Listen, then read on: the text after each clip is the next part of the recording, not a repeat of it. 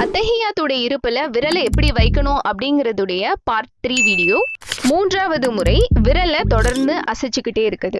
இவ்வாறு அத்தஹியாத்துடைய இருப்புல விரலை தொடர்ந்து அசைச்சுக்கிட்டே இருக்கிறதுக்கு பல சஹீஹான ஆதாரங்கள் இருக்கு. அதுல ஒண்ணு, நபி ஸல்லல்லாஹு அலைஹி வஸல்லம் அவர்கள் தனது இடது முன்கையை இடது தொடையின் மீது மூட்டுக்கால் மீதும் வைத்தார்கள். தமது வலது முழங்கையை வலது தொடை மீது வைத்தார்கள். பின்பு தனது வலது கையின் 2 விரல்களை மடக்கினார்கள். நடுவிரலையும் கட்டை விரலையும் இணைத்து வளையம் போல் அமைத்தார்கள்.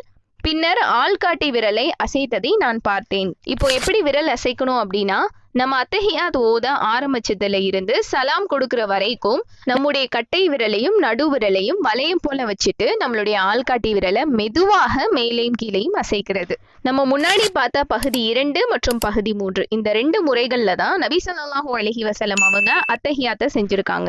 இது 2ல ஏதாவது ஒண்ண நம்ம